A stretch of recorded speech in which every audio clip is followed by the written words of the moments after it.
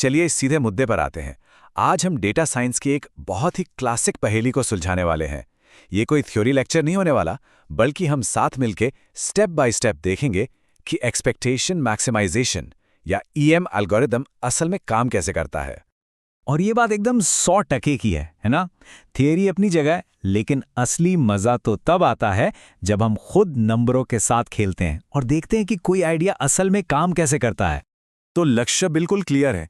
EM algorithm के पीछे की जो सोच है, जो इंट्यूशन है, उसे पकड़ना है। और ये हम करेंगे एक न्यूमेरिकल को सॉल्व करके, बिल्कुल जमीन से। तो चलिए मिलते हैं अपनी आज की पहेली से। इसे हिडन कॉइन पजल कहते हैं। तो प्रॉब्लम यह है कि हमारे पास सिक्के उछालने के कई सारे रिजल्ट्स तो हैं, लेकिन असली ट्विस्ट यही है। हमें ये पता ही नहीं कि कौन सा टॉस किस सिक्के से किया गया था। यही वो छिपी हुई या मिसिंग जानकारी है जिसे ईएम एल्गोरिथम ढूंढ निकालता है। अब जरा इस डेटा को देखिए। हमारे पास 5 अलग अलग ट्रायल हैं और हर ट्रायल में हेड्स और टेल्स का एक सीक्वेंस भी है, लेकिन हर ट्रायल के आगे कॉइन वाले कॉलम में एक क्वेश्चन मार्क है। देख रहे हैं? यही वो पहेली है जिसे हमें सॉल्व करना है। अच्छा, तो इस पहेली का सेटअप काफी सीधा साधा है। हमारे पास 2 सिक्के हैं, कॉइन ए और कॉइन बी। दोनों ही सिक्के बायस्ड हैं, मतलब हेड्स या टेल्स आने के चांसेस 50-50 नहीं हैं।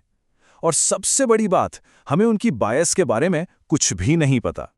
अब देखिए, जब हमें कुछ भी पता नहीं होता तो कहीं से तो शुरुआत करनी पड़ती है, राइट? तो यहां हम क्या करेंगे? हम एक बिल्कुल रैंडम गैस से शुरू करेंगे। मान लेंगे कि कॉइन ए और बी की बायस कुछ भी है, और हमारा मकसद क्या है?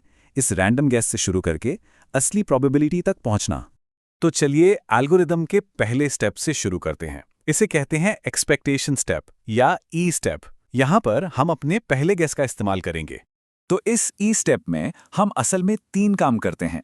सबसे पहले हम अपने करंट गैस को उठाते हैं कि सिक्कों की बायस क्या है। फिर हर एक ट्रायल के लिए हम ये कैलकुलेट करते हैं कि क्या प्रोबेबिलिटी है कि ये कॉइन ए से आया होगा, और ठीक यही चीज हम कॉइन बी के लिए भी करते हैं। एक तरह से हम हर डेटा पॉइंट को एक जिम्मेदारी दे रहे हैं। ई स्टेप हो गया। अब बारी है दूसरे हिस्से की, मैक्सिमाइजेशन स्टेप यानी एम स्टेप। इस स्टेप में हम अपने पुराने अंदाजे को और बेहतर बनाते हैं। तो यहां हम क्या करते हैं? हम ई स्टेप से मिली प्रोबेबिलिटीज का इस्तेमाल करते हैं। हम अंदाजा लगाते हैं कि कॉइन ए के लिए कितने हेड्स और टेल्स आए होंगे। फिर यही काम कॉइन बी के लिए करते हैं, और इस नई गिनती के बेसिस पर हम दोनों सिक्कों के लिए बायस का एक नया, और उम्मीद है कि पहले से अच्छा, एक नया गैस कैलकुलेट करते हैं। और ये देखिए, यहां पर इस प्रोसेस का नतीजा है। जो हमारा बिल्कुल रैंडम गैस था, वो एक पूरे ईएम साइकिल के बाद अब कुछ बेहतर वैल्यूज में बदल गया है। ये हमारा पहला अपग्रेड है, कह सकते हैं। पर कहानी यहां खत्म नहीं होती। असल में इस एल्गोरिदम की असली ताकत यही है। हम इसी साइकिल को बार बार दोहराते हैं।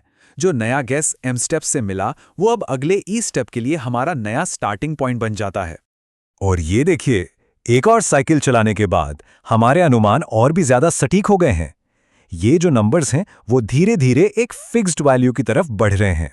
तो ये जो सब हो रहा है, इसका मतलब क्या है? चलिए अब ये समझते हैं कि ये बार बार साइकिल चलाने का जादू क्या है और हम पहुंच कहां रहे हैं।